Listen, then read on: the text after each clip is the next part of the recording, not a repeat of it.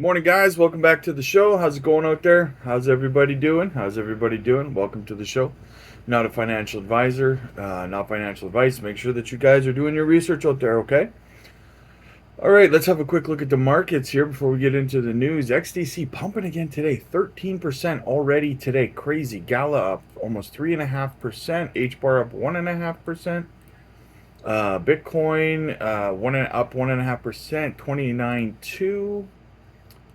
Link pumping almost 2%. XRP down 0.5% at 68 cents. What else do we got? What else? I was just talking about Crush last night in the live stream, and it's up 10, almost 11% this morning. Crazy coincidence. Kaspa, this is it, guys. Kaspa, I told you guys, been saying it. If it gets back to its all-time high, price discovery. Kaspa, we're going to talk about it a little bit later, so we'll leave that for then. But I told you guys. I told you so. Let's get into Jasmy down 1.5%. CRV having another pullback down 5.5%. And yeah, I mean, Optimism up 3%. Engine up 7%. All right, let's get into it here. Let's get into some comments quick. William says BitBoy is doing a live stream right now, and it says top investment for 2023. The thumbnail has a picture of Kaspa. Yeah, we talked about this in the live stream the last couple of days. BitBoy called Kaspa a scam last month on one of his live streams in the morning, and now this month he's saying that it's a top holding for 2023, and that it's a long-term hold. So I gotta be careful who you listen to. I like his shows; are entertaining. I'm not bashing him, but the guy was calling it a scam 4 or 5 weeks ago. Now he's saying it's a top hold. You got to wonder if maybe he's only in it for himself at this point, right? JHam007 says, "Bro, watch Crypto Hulu." I don't know who that is.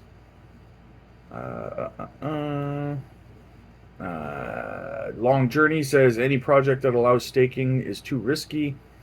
He's talking about DeFi and stuff like that, and I don't keep any of my stuff on DeFi stuff like that because I keep it in cold storage just to be safe. Blast1727 says amazing live stream. Thank you very much, my friend. Belly of Full says Kaspa for me. AZ Marine says LCX, but need more quant and Jasmy. And Funk Farina says same here, H-Bar and Algorand. So let's see what we got going on in the news, shall we, guys? All right, so we got big Jasmy news coming as well. So stay tuned for that. But first, we got a new listing for Kaspa we're going to talk about. Nick, Crypto Crusader, says, I kept saying that XDC could mirror XRP's run from 2017-18. Imagine if we're witnessing the start of that. Very possibly. It's been up. Yesterday it was up like 18% or something. Today it's up another 13.5%. It's going pretty crazy, XDC. Tom Crown, everyone take off work. It's holiday. It's a holiday. Tell your boss I said so. Tell your boss I said so. Litecoin halving is what he's referring to. That's happening today, probably happening as we speak right now. Make sure you guys take your profits, pay yourself. What do we got here? Ripple. Ripple now has a massive head start on U.S. markets. Here's the quote.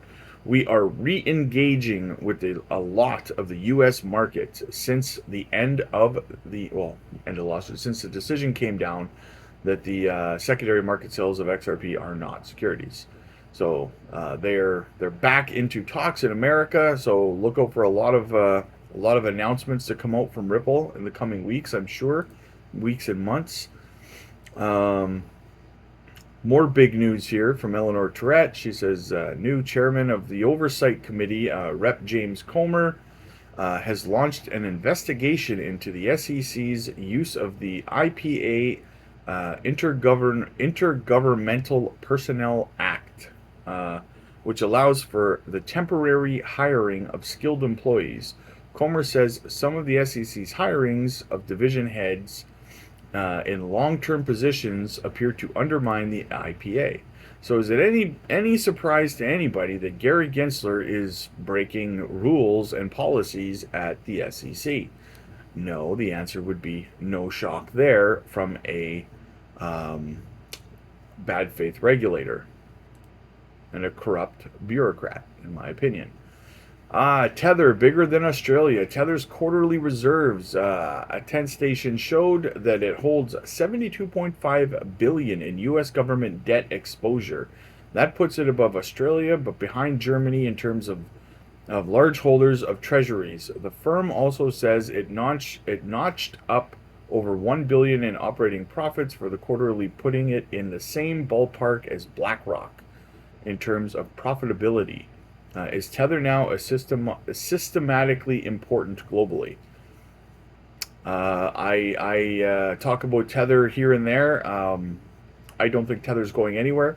Some people don't like it. A lot of people get upset about talking about it. They think it's going down, whatever. But I don't think it's going anywhere, to be honest with you. But I mean, who knows? We'll see, right? What do we got here? Mike Siegel says if a spot Bitcoin ETF is on the horizon, a spot Ethereum ETF can't be too far behind.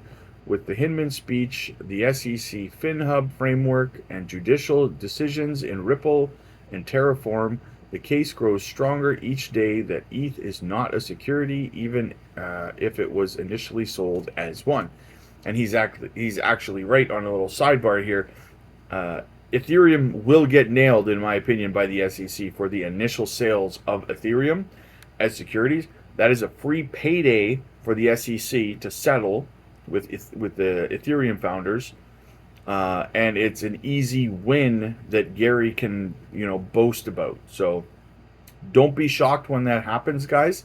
I'm gonna have dry powder on the side for any potential dip that Ethereum might have, so that I can buy as much of it as I can on that dip. Don't get me wrong, it's not to fight Ethereum. It's inevitable that it's going to happen, but I think it's going to provide us with an opportunity to buy more Ethereum. The case won't, it's not going to be a 2.5-year case like with what happened with Ripple. Ethereum Foundation will probably end up settling inside of a couple of months, just to get it out of the way. So that's kind of what I foresee happening.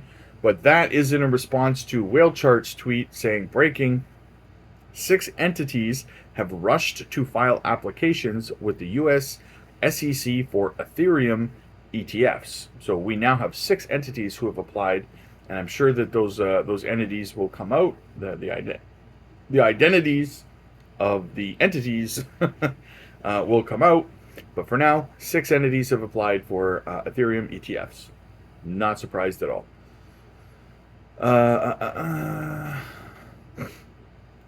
So we'll see what happens there. But again, I don't know how that's going to pan out, though, because to be honest with you, like we just heard the other day, we just covered the story that the SEC told Coinbase to stop listing everything except for Bitcoin, and Ethereum would be included in everything except for Bitcoin, because the SEC told Coinbase that, in their opinion, everything except Bitcoin is a security, which Ethereum would fall into that basket, right? So I don't know how Gary is going to respond to an Ethereum ETF application. It will be very interesting to see.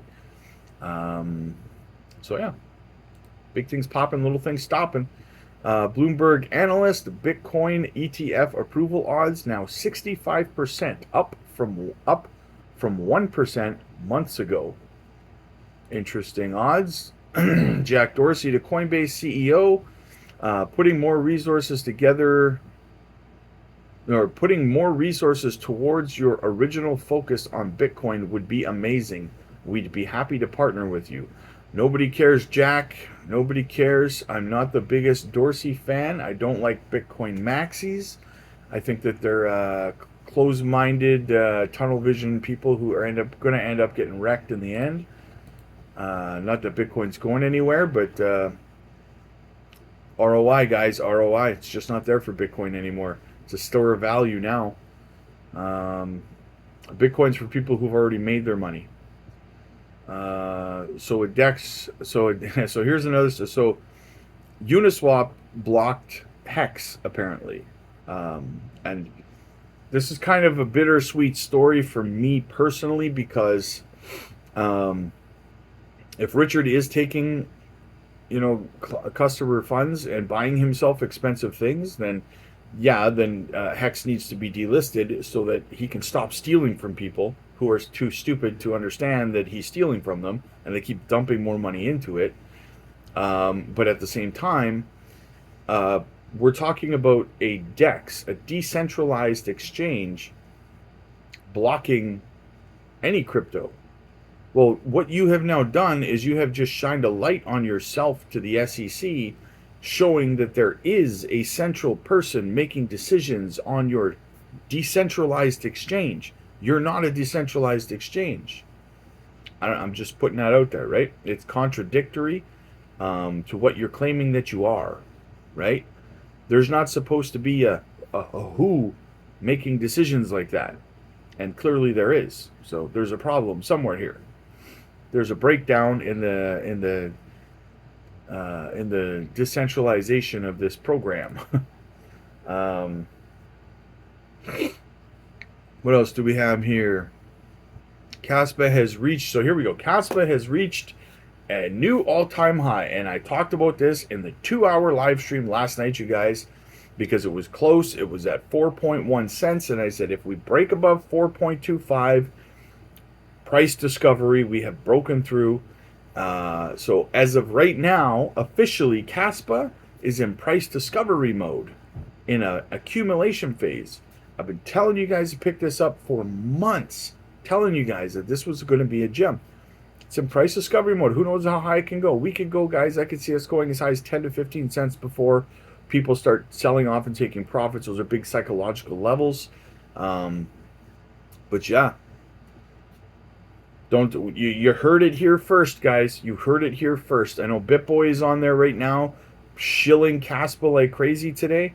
A month and a half ago, the guy was calling it a scam on his channel. I watched the show. He called it a scam. Someone asked in the chat. He said Kaspa's a scam, and then he brushed on by it and kept going, right?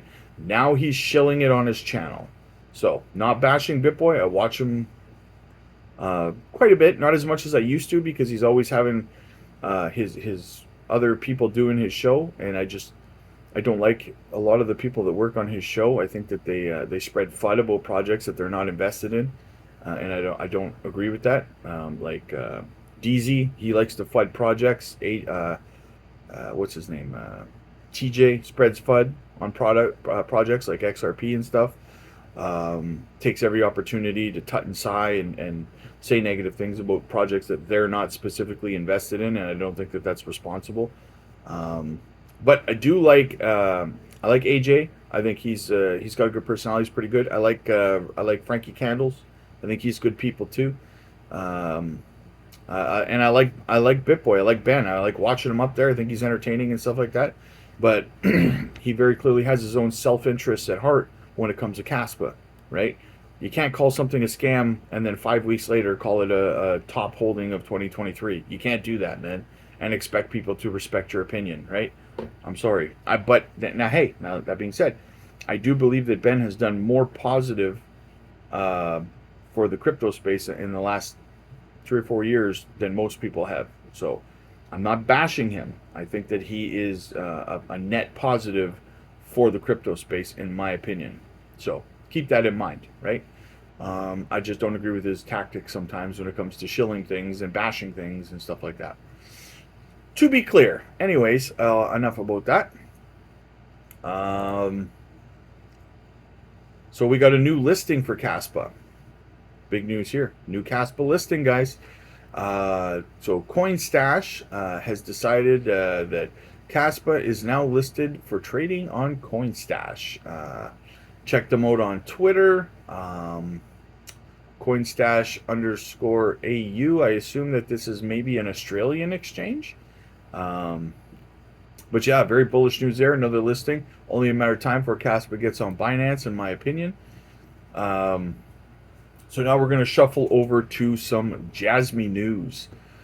Crypto Deo says, "Welcome to Japan, Binance." I reported on this yesterday. Ugh, sorry, guys. I reported on this yesterday that Jasmy had officially launched in Japan. What they had done, because they couldn't get regulatory clarity in Japan, is CZ went out and purchased an exchange already operating in Japan who was already regulatory compliant, and then converted it over to a Binance exchange, which is genius in my opinion.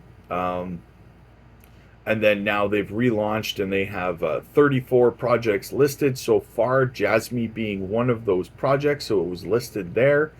um, so it's going to be big there in my opinion. Well, it's already big there, um,